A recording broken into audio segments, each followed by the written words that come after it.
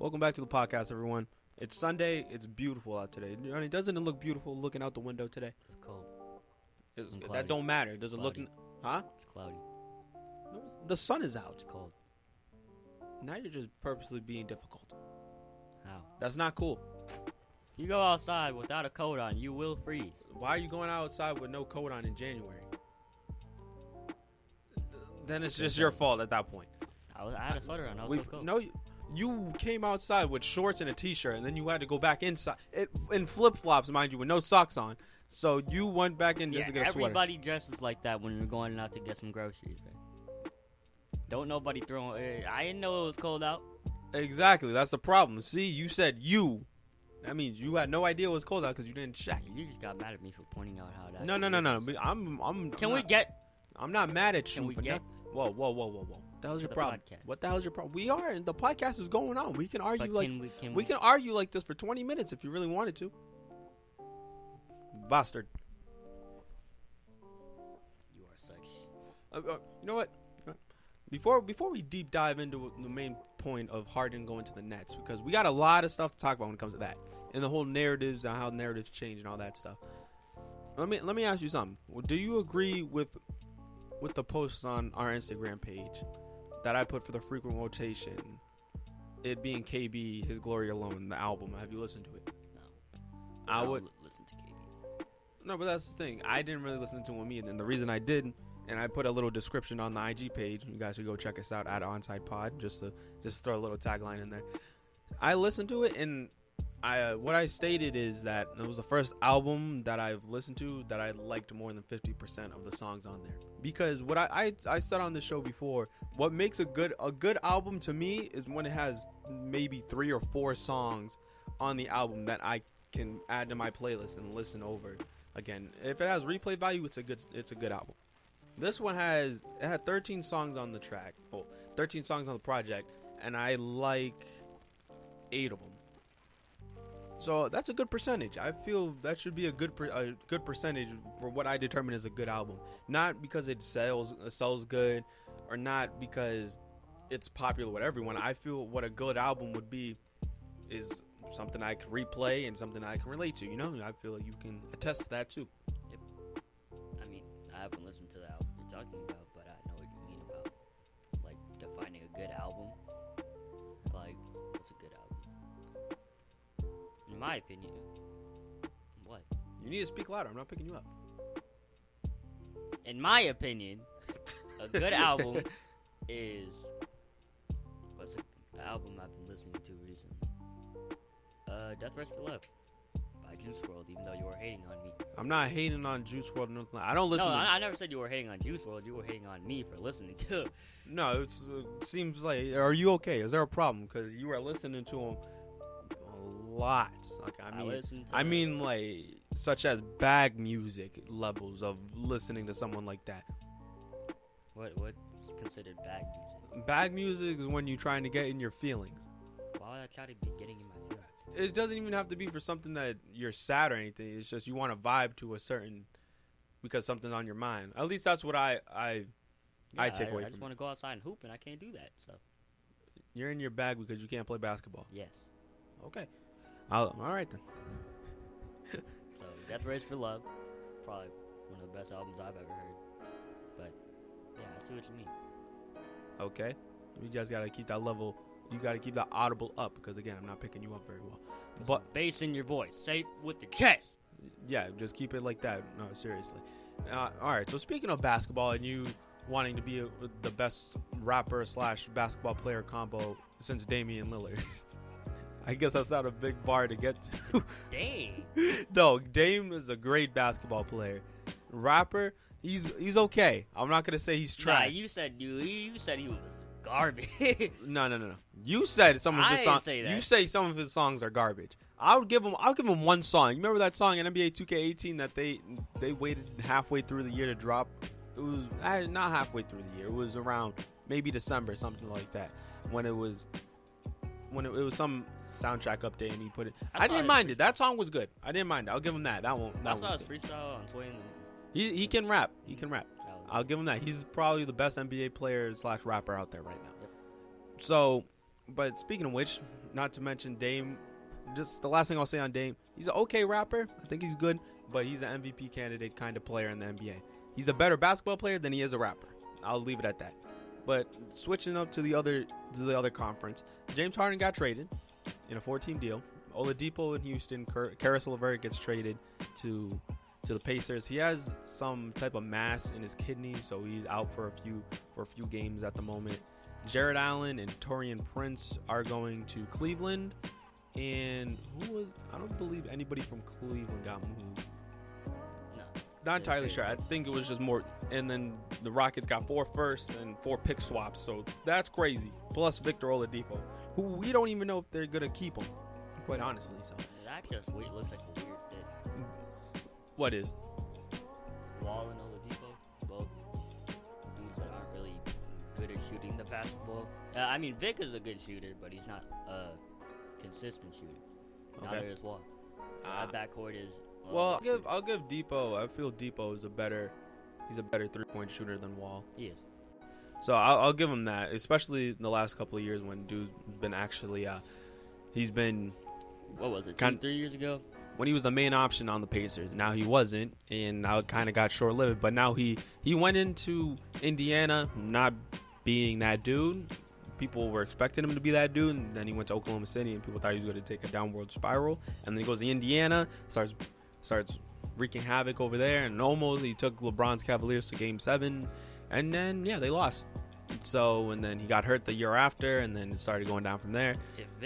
If the Pacers win that series, we beat the Pacers in 4.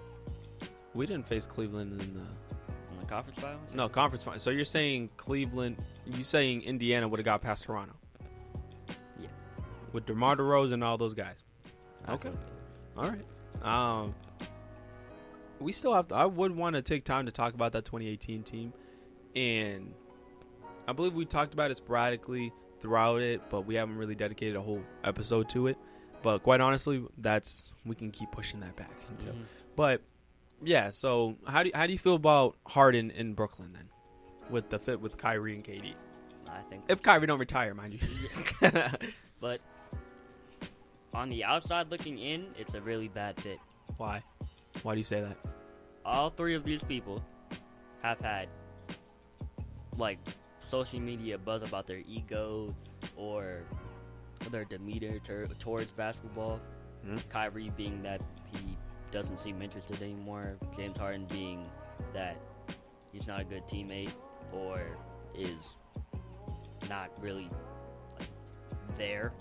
And KD being that he can't win without a super team. So, and all 3 of those guys are ball dominant. They need the ball. Simple as I'll say less than KD. KD can give you 30 without. He's on catch and shoot. He's giving you 30. But James Harden, he needs the ball in his hands to be effective. So is Kyrie. So I don't know how that's going to work out. But obviously, it's a God squad. I mean, you got to keep in mind. Yesterday, he did end up playing. I believe he had 32 and KD had 42. And we aren't really talking about the fact that KD is averaging around 29. A year removed from tearing his Achilles. And like I said, this dude is going to be just fine because he's going to age gracefully. Dude's going to be 37, probably still putting up 20 points if he plays that long. And Kyrie, I honestly believe this is the last contract of his career. Yeah. People are saying he should retire right now. I feel he'll play out the contract and then he'll retire at 32. He doesn't. He said before, even before he even got to Boston, he doesn't want to play until he's in his mid to late 30s. He wants the rest of his life to live and all that stuff. Just like Derrick Rose. Derrick Rose says he doesn't want to keep playing if it means he can't bring his daughter to school every day. Yeah. Or walk his daughter to school, I should say.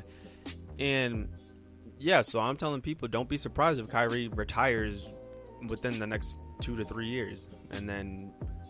And right now for Brooklyn, it's a good trade, but come 2027, depending on where the team is at, probably going to be another Brooklyn and Boston trade scenario again right there, and might have whoever as a consensus number 1. Who knows? Because now Caris LeVert is about to be a bucket. Caris LeVert is a really good player. I feel it was gonna be wasted potential if he stayed on in Brooklyn. So I'm glad they got him out of there. I'm glad they got Jared Allen out of there. That's a hell of a move though if you think about from Brooklyn to Indiana.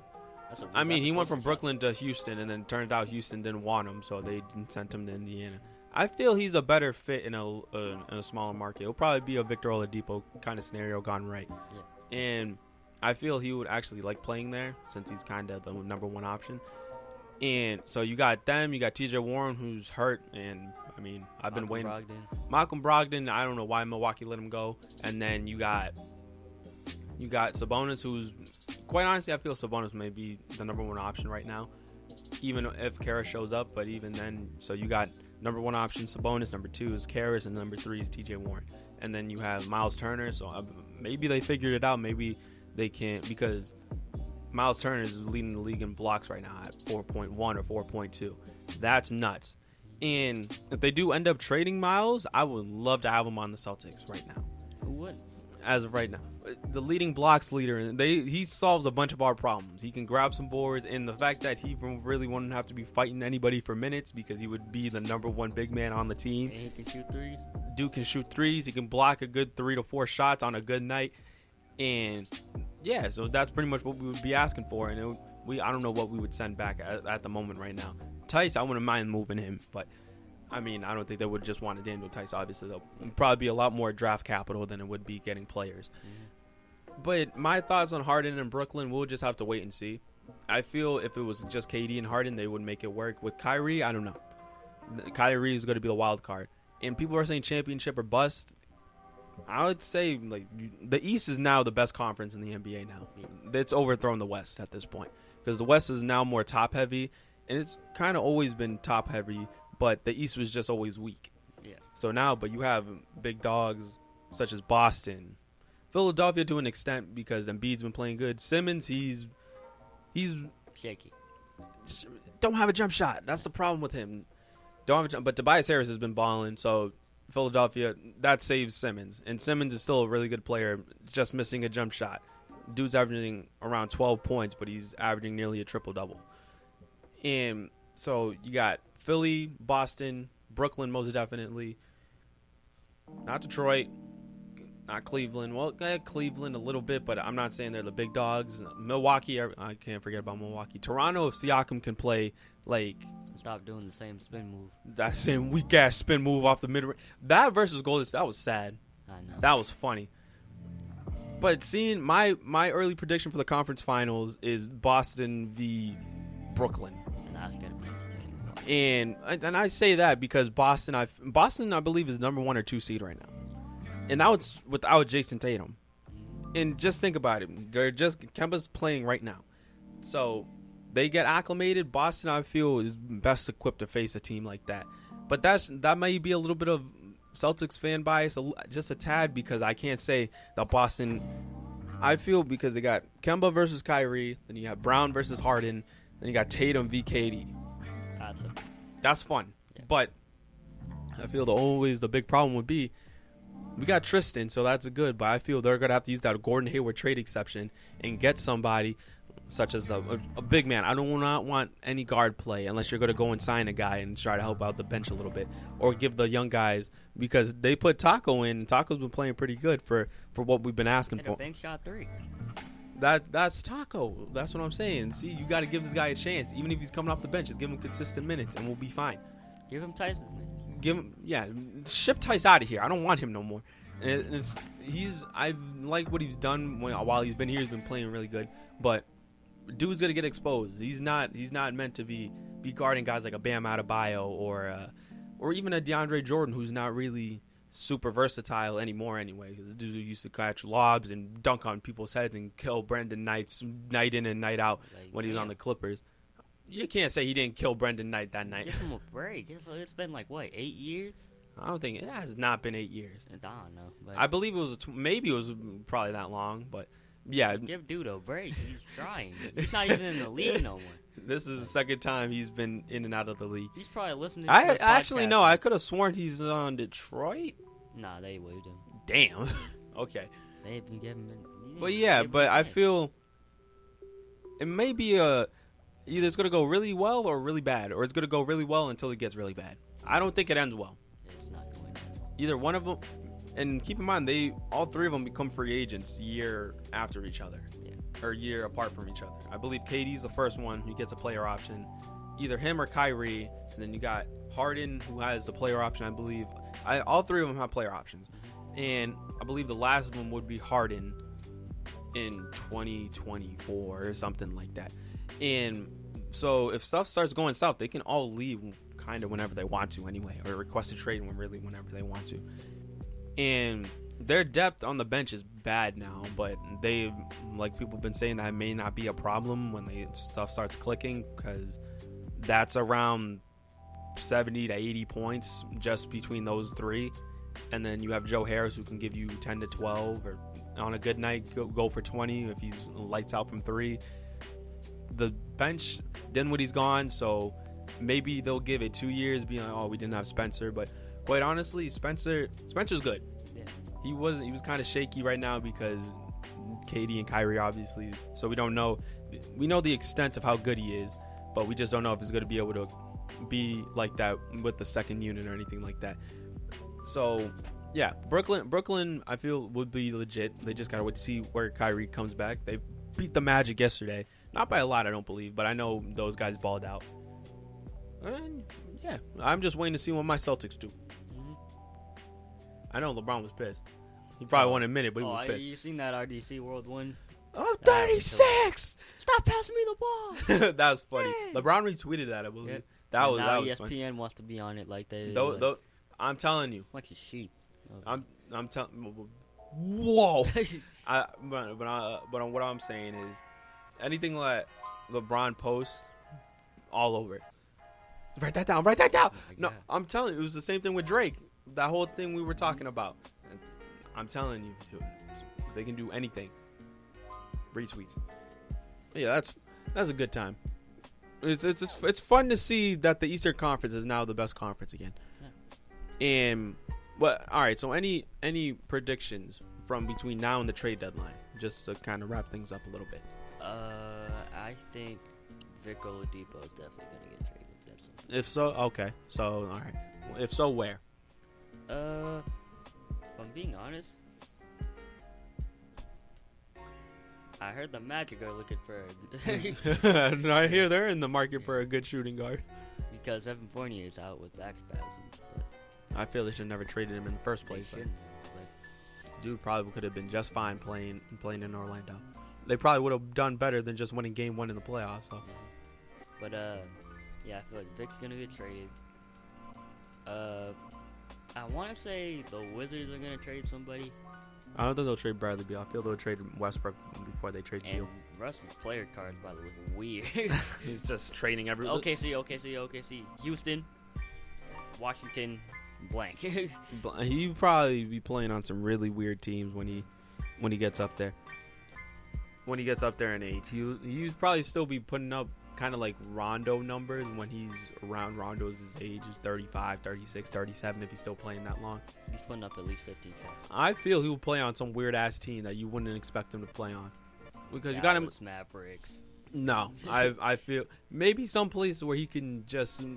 He just wants to be a starter, even though he's in the twilight of his career. Orlando or some weird spot like that. Or Sacramento or someplace. Who knows? Miami, if Miami really wanted him. And yeah, it's fun to see. Talked about a little music and talked about Harden going to the Nets. I don't think that team brings the championship this year, but who knows? It's so weird to see him in the Nets jersey. It doesn't grasp me yet because the Brooklyn Nets' city jersey or whatever looks similar to the Houston blue jersey. So I just gotta wait and see if he's once he wears that black and white, then it will kind of hit me like, this dude used to be wearing red all the time, you know? Yeah. But hey, it's good to wrap on. 20 minutes. Kind of flew by.